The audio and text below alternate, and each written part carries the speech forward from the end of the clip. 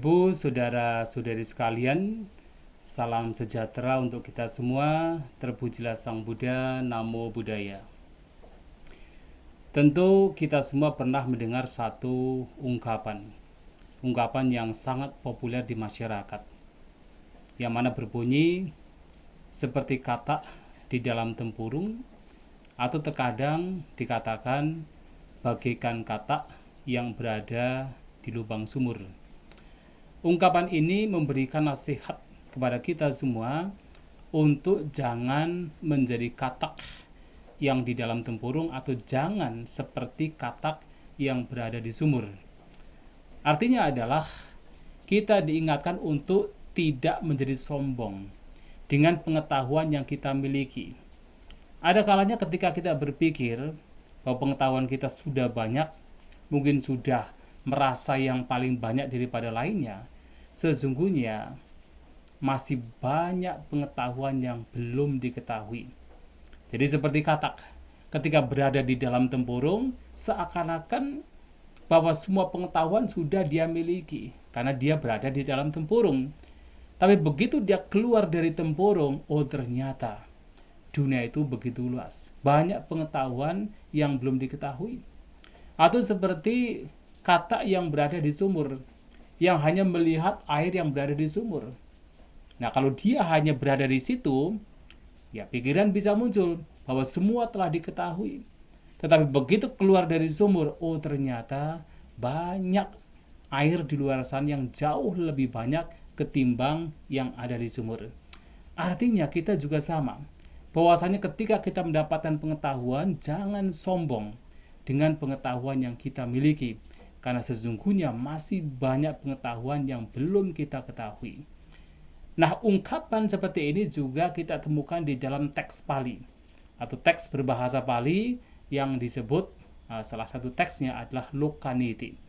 Nah, di sana ada satu syair yang menarik yang sebenarnya mengacu pada perumpamaan yang populer di masyarakat terutama di Indonesia.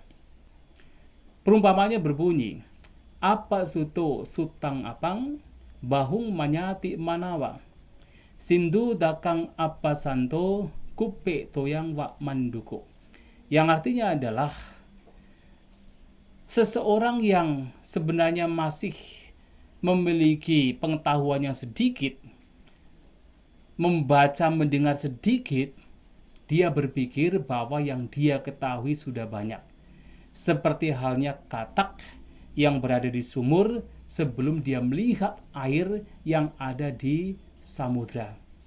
Artinya di sini adalah bahwa memang biasanya ketika seseorang ini memiliki sedikit pengetahuan, karena barangkali hanya itu-itu saja yang dikerjakan dan belum melihat yang lain, seakan-akan apa yang diketahui sudah perfect. Seakan-akan apa yang diketahui sudah banyak. Barangkali berpikir yang paling sempurna dibandingkan yang lain. Tetapi sesungguhnya kalau kita mau belajar, mau menggali apapun pengetahuan yang ada, sesungguhnya masih banyak sekali pengetahuan yang belum kita pahami. Dan sebagai seorang pembelajar biasanya semakin dia menggali, semakin dia belajar, apapun yang dia pelajari, semakin dia belajar, semakin dia akan sadar bahwa ternyata banyak sekali pengetahuan yang belum diketahui.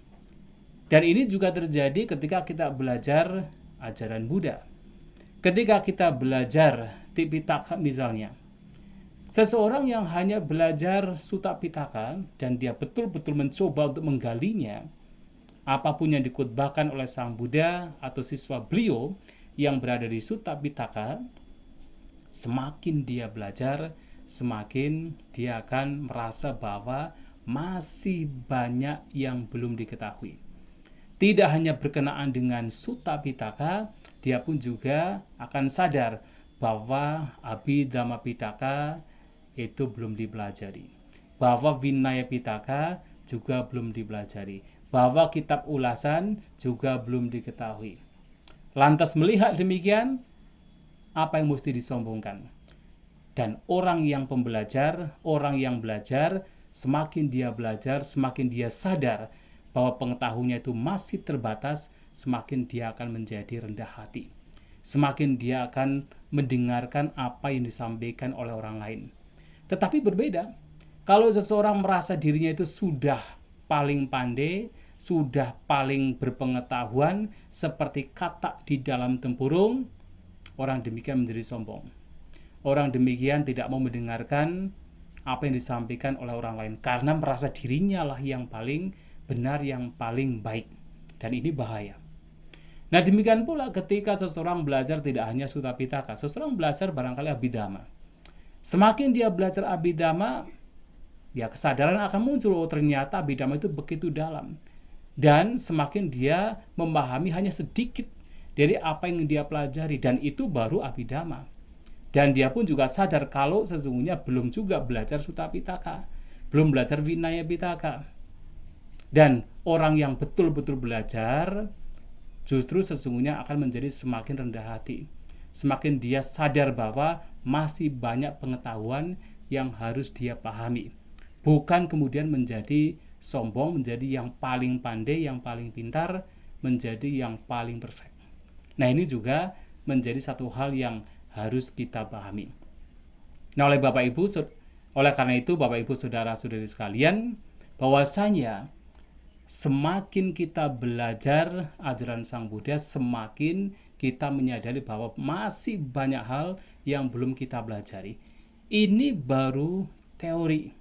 Teori saja sesungguhnya semakin kita sadar bahwa masih banyak yang belum kita pahami. Belum lagi kalau kita sudah mulai untuk mengimplementasikan teori ke dalam praktik. Itu pun juga semakin kita mempraktikkan ajaran Buddha, semakin kita akan sadar betapa dalamnya ajaran Sang Buddha. Betapa masih banyak hal yang belum dipraktikkan, yang belum dipahami dalam praktiknya. Sebagai contoh yang paling simpel sederhana adalah misalnya kita bermeditasi. Nah, banyak sekali objek meditasi yang juga ditemukan di dalam Tipitaka dan diajarkan oleh Sang Buddha. Banyak sekali. Seringkali kita bicarakan adalah Anapanasati. Objek keluar masuknya nafas yang itu merupakan salah satu dari 10 anusati, 10 objek perenungan anusati, kita merenungkan nafas. Nah, itu baru satu. Belum lagi ada objek-objek lain yang juga belum dipraktikkan. Kita paham apa itu misalnya Buddhanusati, Dhammanusati, Sanganusati. Secara teori kita paham.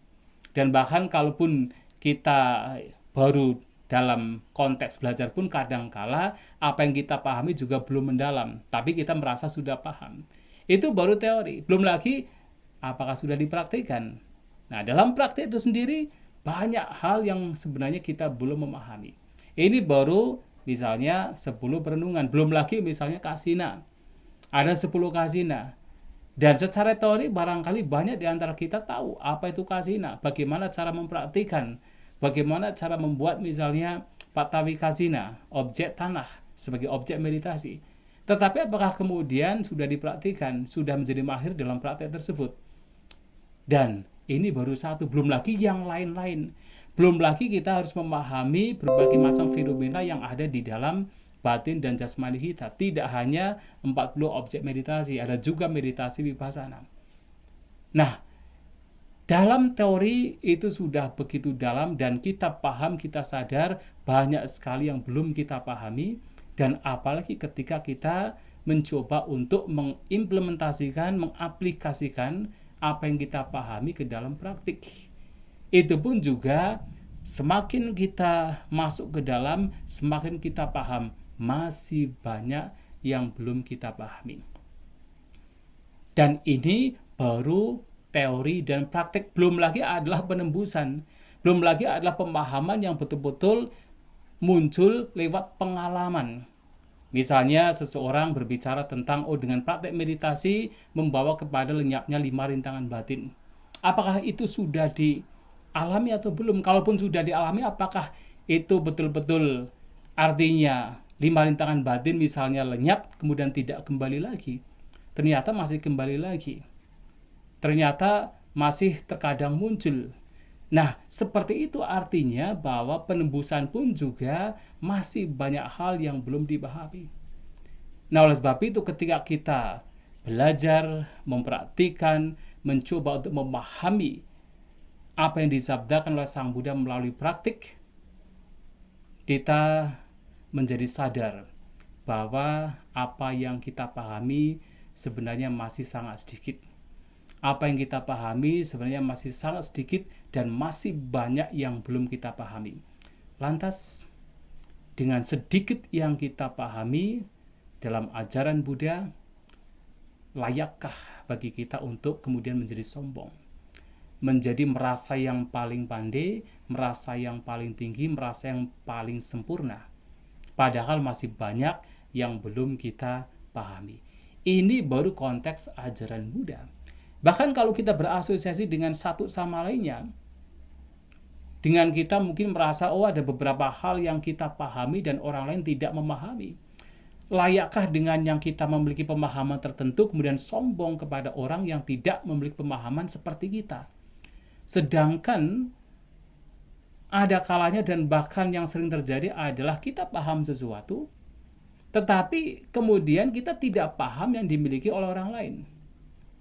Sebagai contoh adalah seorang pedagang atau seorang pengusaha. Dia paham sekali dengan yaitu apa yang menjadi bidangnya, bagaimana mengupayakan agar bisnisnya itu menjadi berkembang. Dia paham sekali, dia paham tentang apa itu saham dan sebagainya. Tetapi apakah kemudian dia harus sombong di depan seorang petani? Yang karena seorang petani tidak tahu bagaimana cara berbisnis, bagaimana menjadi seorang pengusaha. Apakah orang demikian kemudian harus sombong kepada seorang petani? Sedangkan ada beberapa hal yang pengusaha ini pun juga tidak paham, tidak tahu berkenaan dengan pengetahuan seorang petani. Contohnya adalah tidak tahu cara mencangkul, tidak tahu cara bercocok tanam, tidak tahu cara menanam, tidak tahu bagaimana mengetahui musim. Dan itu semua diketahui oleh seorang petani. Seorang pengusaha tidak tahu. Nah, seorang petani tidak harus sombong dengan apa yang dimiliki, pengetahuan yang dimiliki terhadap orang lain. Seorang pengusaha juga sama, tidak harus sombong dengan pengetahuan yang dimiliki hanya karena orang lain tidak tahu apa yang dia ketahui. Karena masing-masing manusia itu unik, punya pengetahuan, pemahaman masing-masing yang satu sama lain bisa berbeda-beda. Makanya ada sebuah analogi. Ya, ini bisa menjadi sebuah perenungan. Ada seseorang yang dia sombong sekali dengan pendidikan yang dia miliki, karena dia telah mengenyam berbagai macam pendidikan, mendapatkan berbagai macam gelar. Nah, kemudian dia suatu saat harus menyeberang sungai dan membutuhkan seorang tukang perahu. Ya, dia naik ke perahu dengan seorang tukang perahu. Di tengah sungai tersebut, orang demikian yang sombong kemudian bertanya kepada si tukang perahu tentang apa saja pendidikan yang pernah dia jalani. Nah, si tukang perahu menjawab, saya tidak punya pendidikan saya hanya SD. Nah, mendengar begitu, si orang yang sombong tadi yang mempunyai banyak pangkat karena pendidikannya, merendahkan tukang perahu tersebut, mengatakan bahwa untuk apa hidup kalau ternyata tidak ada pendidikan sama sekali, tidak pernah sekolah, hanya sekolah SD. Nah, dengan sombongnya mengatakan demikian. Tetapi tiba-tiba sebelum perahu tersebut sampai di pinggiran, perahunya di tengah sungai itu terbalik. Nah, si tadi orang yang sombong ini berteriak minta tolong. Lantas si tukang perahu bertanya, "Kamu bisa berenang tidak?" Nah, dia menjawab tidak bisa berenang. Nah, si tukang perahu mengatakan, merespon, untuk apa kamu hidup? Kenapa selama hidup tidak pernah belajar berenang? Nah, coba kalau misalnya si tukang perahu tersebut menjadi orang yang jahat, tidak akan ditolong orang tersebut.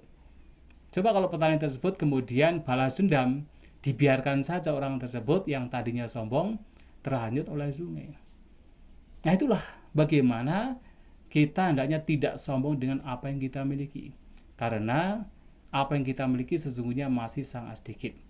Justru semakin kita belajar, semakin kita menggali, semakin kita akan paham bahwasanya banyak sekali pengetahuan yang belum kita pahami. Tetapi kalau kita hanya berkutat dengan apa yang kita anggap yang terbaik, tidak mau mendengar perkataan orang lain, nasihat orang lain, tidak mau belajar dari orang lain, selama itu orang demikian akan menjadi sombong, merasa dirinya yang paling pintar, yang paling pandai. Seperti katak di dalam tempurung, seperti katak di dalam sumur. Bapak Ibu saudara-saudari sekalian, janganlah menjadi sombong dengan pengetahuan yang kita miliki. Tetaplah kita menjadi rendah hati, tetaplah kita belajar dari banyak orang, tetaplah kita menjadi seorang pembelajar. Sabi sata bawantus kitata, semoga semua makhluk berbahagia.